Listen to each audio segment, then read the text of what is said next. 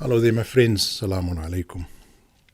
I want to touch on the topic of priesthood in this short video. And it's something, the idea of priesthood is not kind of kosher or acceptable within the Muslim context. We don't like our imams and our sheikhs to be called priests. We'd like to think that we're different from the Christians. But in practice, if we really think about it in practice, the priest or the Muslim imam, the Maulana, the Mufti, the Molvi, whatever you want to call them, these guys who come from studying at seminaries, they basically play the same role as the priests in Christianity or as the rabbis in Judaism. In fact, they play a mixed role. And I don't want to exclude the Hujjatul Islams and the Sayyids and the Ayatullahs from that also.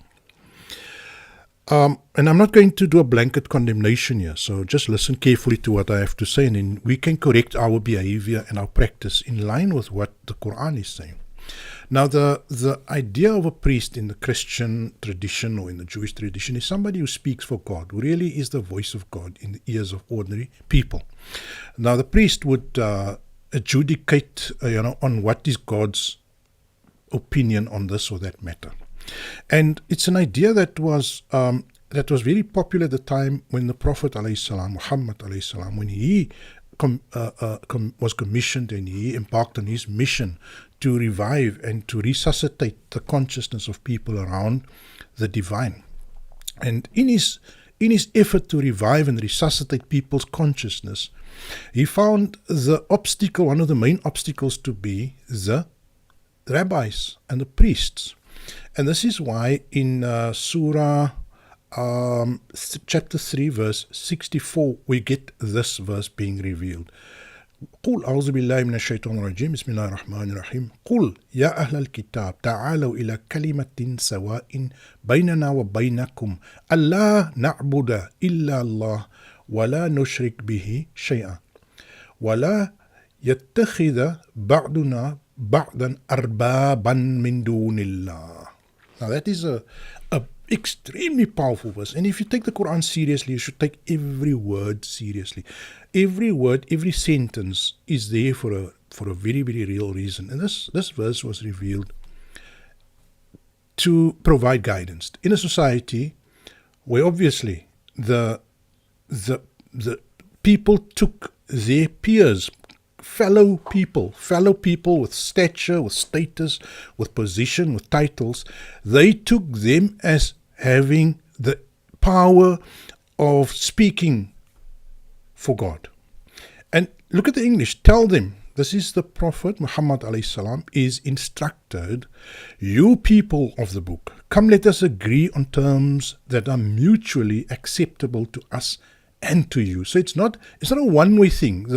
The Prophet Muhammad ﷺ is not saying, let us agree on terms which you must adhere to. He said, let us agree to terms that we both adhere to, that should be acceptable to us and to you. So we as mu'min, or as we want to say Muslims, and you as Christians or you as Jews, let's all agree on something that is equally binding on all of us. Let us agree that we worship none but God.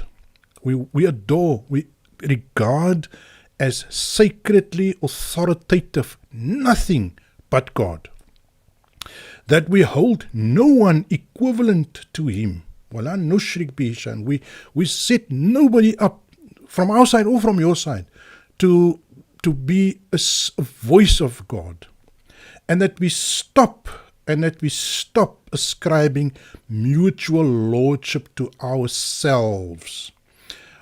بعضنا أربعة ولا يتخذ شيئا ولا يتخذ بعضنا بعضا أربابا, and that we بعضنا بعضا, we stop regarding members of our own ordinary fraternity of men and women, that we stop ascribing lordship to them. Now this verse on its own ends priesthood. If priesthood means those who have the ability, the the power to speak for God. And what they say is the word of God. This ends priesthood. Chapter 2, verse 64 is the death nail in the coffin of priesthood. This is all it says. And it relates, it links with another verse, which is chapter 9, verse 31, where the Qur'an says, to get clarity around what is this taking each other for lords. اتخذوا أحبارهم ورهبانهم أربابا من دون الله. They adopted their priests and their holy men as lords in preference to God. Now the meaning of the word Rab can have an ordinary meaning, but in this sense, Rab means he who has your destiny in his hands. You see, a Rab is a sustainer, is a nourisher, is somebody that you naturally defer to, that you bow to, that you accept as your natural authority. That is the Rab, the idea of a Rab. And this verse again says here, اتخذوا أحبارهم. These Christians and these Jews, not all of them, those who have fallen into corruption, those are the ones that took their priests and their rabbis, and now we can reflect it back on the Muslims, because we repeated every sin, every corruption that the Christians and the Jews committed, the Muslim Ummah, if we want to call it that, committed. And so we also fell into division. We also massacred ourselves. We didn't massacre the prophets, but we massacred the children of the prophet. So we did every sin, and here comes this other sin now, and that is to adopt our Maulanas, our Imams, our priests, as arbab, as lords, as men that assume a natural level of authority and power over you. It's creating an elitist establishment of men, perhaps women, that require our unflinching loyalty and obedience.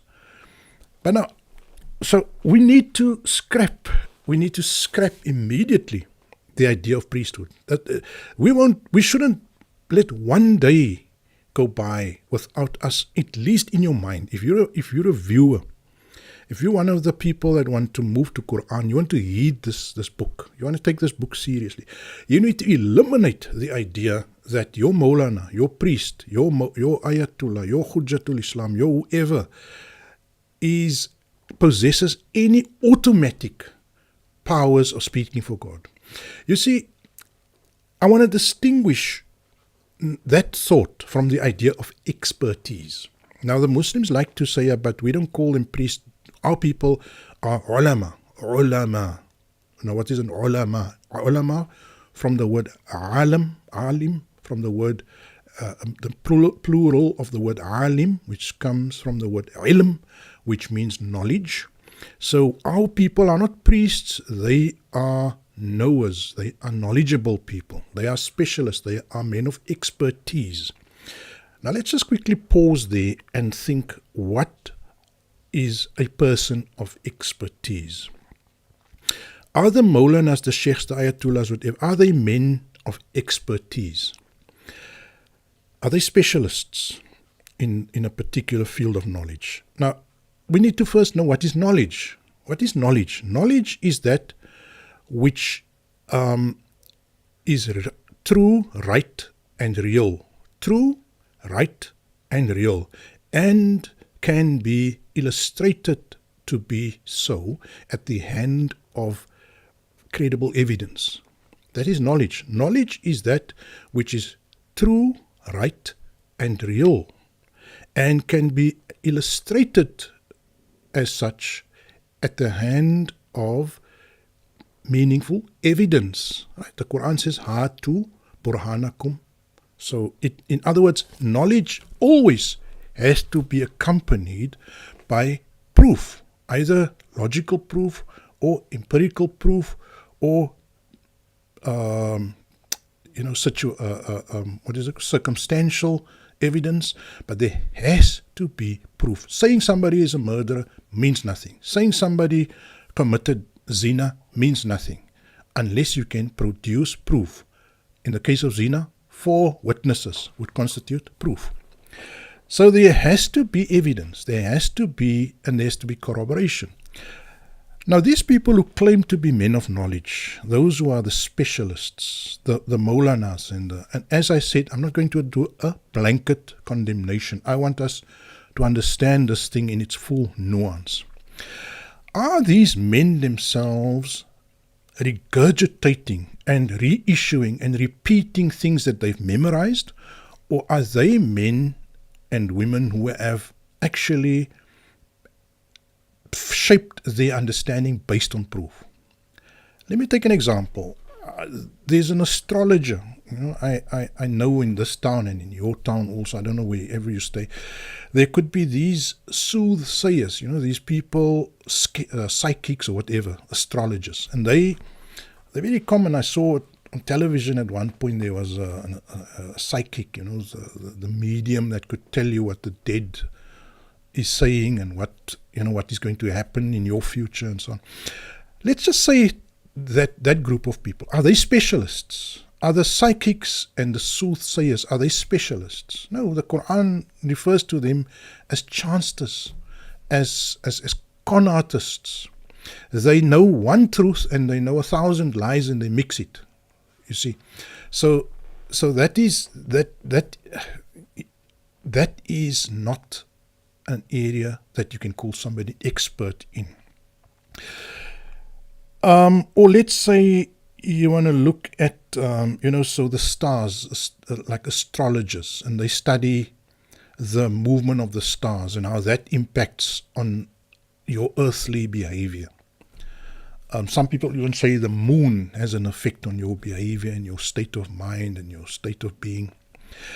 All of that, it's conjecture. There's no knowledge basis to it. It's the same. I once went into a bookshop and I went into the LGBT division. That's the biggest section. There was like 200 books in that section, LGBT, and it covered.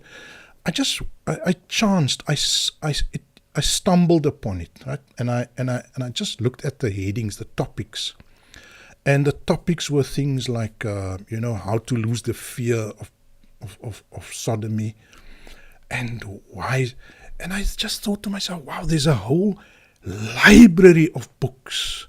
There's hundreds of books that's addressing an idea that is void, that has no basis.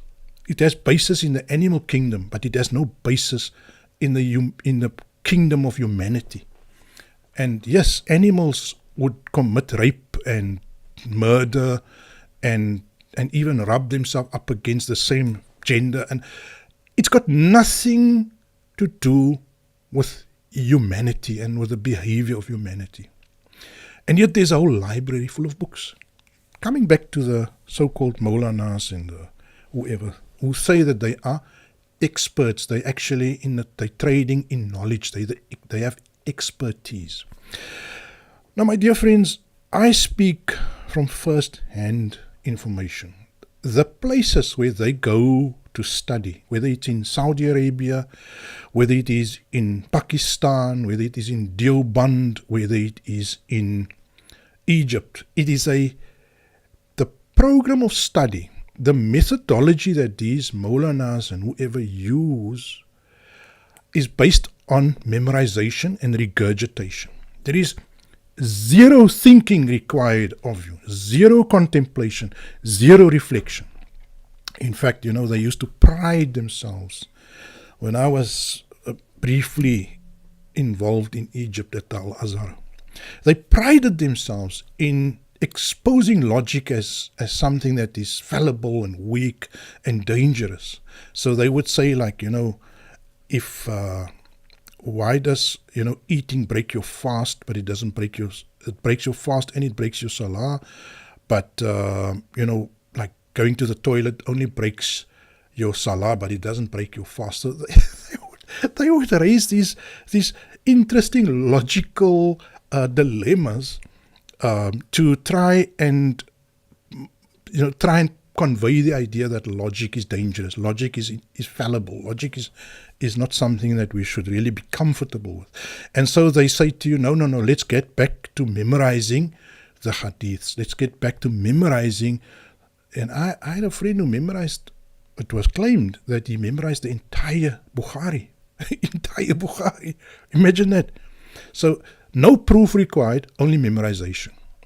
And if you look at the sanad system, the whole science, the so-called science of Rijal, the biographical studies that hadith, that the Muslims basically have adopted as a science.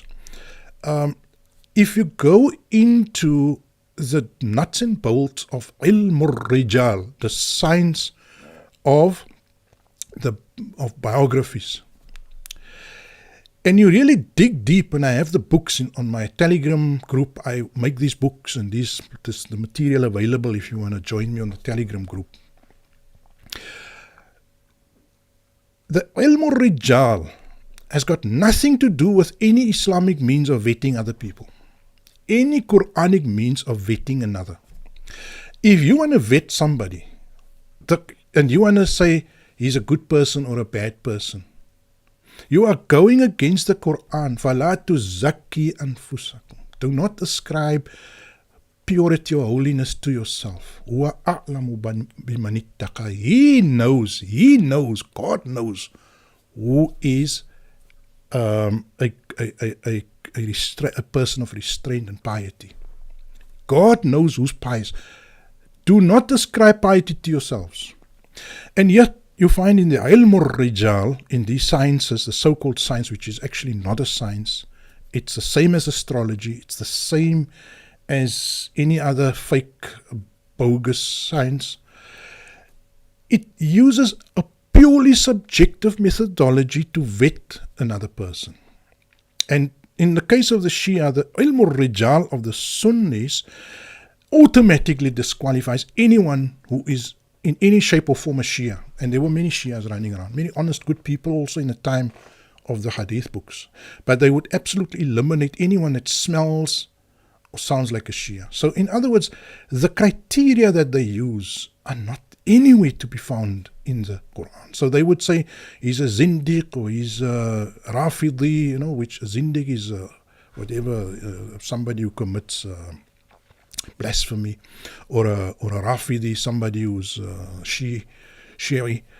So the ilm rijal, the so-called science, is just about, I say this one is not a good guy, he's evil, he makes up stories. Or even if I don't say it, then I say, no, I heard people say he makes up stories. So it's not even my own experience with Zayd or Muhammad. Let's say Muhammad or Zayd are two guys who narrated hadiths. All I have to do is say, no, somebody said Zayd and Muhammad are liars, we shouldn't trust them. So it is actually hearsay. And it actually, there's a Qur'an ayah that says, do not backbite your brother. Would you like to eat the flesh of your brother? And this is exactly what is going. It is riba. It is the science of gossip. It is the science of riba, and it's not a science. It's actually a very, very criminal activity to badmouth people without evidence. There's actually a section in the Quran which speaks about hearsay being passed around. And you said with your mouths that we did what you heard with you. You're just basically passing on rumors. So it's a rumor mill. It's a rumor mill. And my friends, if you're going to be adamant that hadith studies, ilm rijal, is a science, then you are admitting that the rumor mill is science, that the riba, backbiting, is a science, that that you can simply just disqualify people because somebody said they lie. My brothers and sisters, that is the basis on which the so-called Muslim ulama operates. It's not knowledge. And so they are not specialists when they are regurgitating and in dabbling in an activity that is not a science. There's no knowledge involved there. There's no knowledge involved in that type of work. But I said this is not just a negative video. Let me come to who are those ulama or specialists or knowledgeable people that don't fall in that trap. You see, there are a class of knowledgeable people, ulama, let's call them that. Let's use that term. Because the Qur'an says, or fuqaha, the Qur'an does use that word fiqh. God provides deep insight, fiqh, insight, understanding to some people. Now, who are the fuqaha?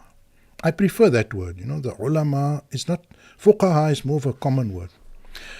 The fuqaha, those who are blessed with deep insight and understanding, are the people who go to the core sources, to the foundational sources, the Qur'an, and who actually reread it every time and in every age for every community, rereads the verses and translate or offers the meaning to people.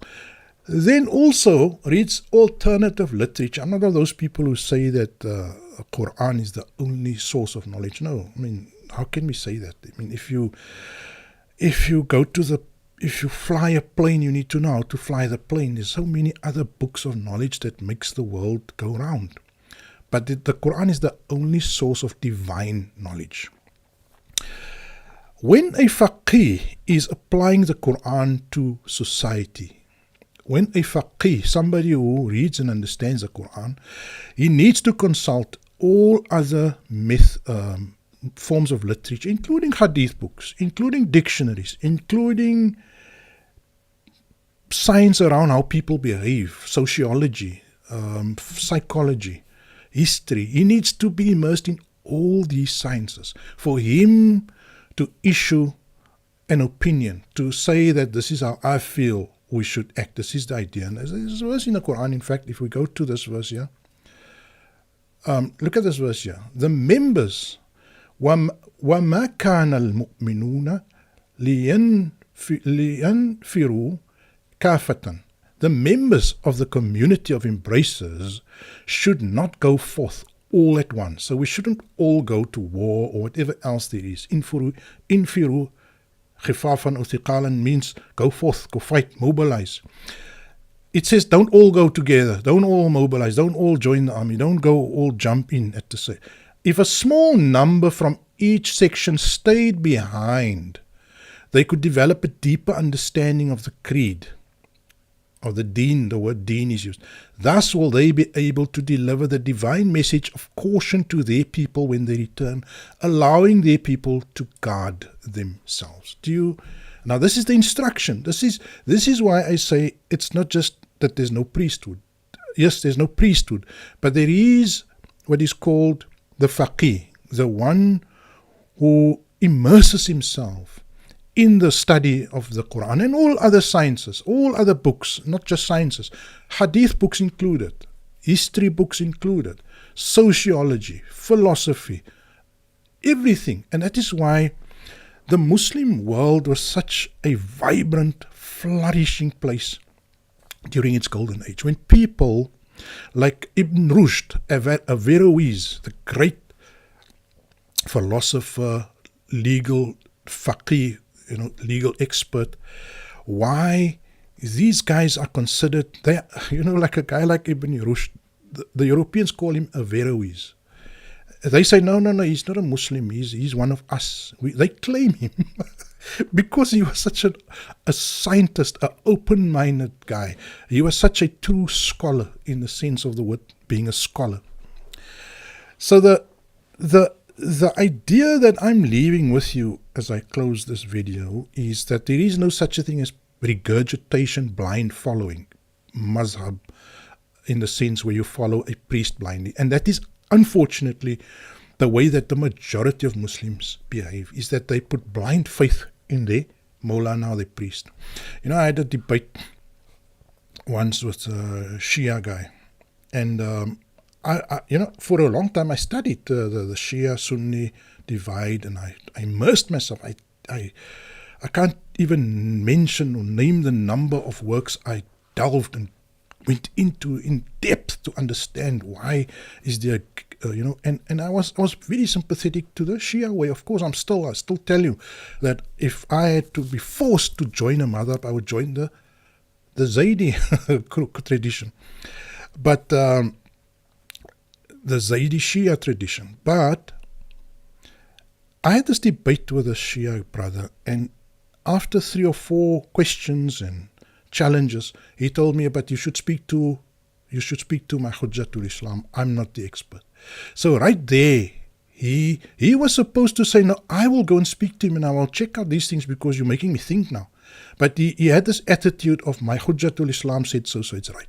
Now the same can be said with the Maulana, with the Mufti, or the whatever else in the Sunni tradition. And when you do that, when you are a blind follower, when you get upset, and that's the other test, if you want to know whether you are a sincere embracer of Allah only, you must ask yourself, what are the things that peeve me, that get me upset? Is it when somebody questions the Qur'an verse, or when somebody questions my Maulana? And I can guarantee you, 90% of the time, you want to upset a Muslim, you question his leader, you question Mufti Menk, you question this Sheikh Kalbi, you question Sheikh, whatever Sheikh he has in Egypt or in Saudi Arabia or in his own country. You question all these big rock star muftis on the internet. That is how you get them upset. That is how you get them riled up. And that is a sign that they are taking their muftis as arbab. You don't get a Westerner or a scientist to get upset when you criticize Einstein or when you criticize Isaac Newton.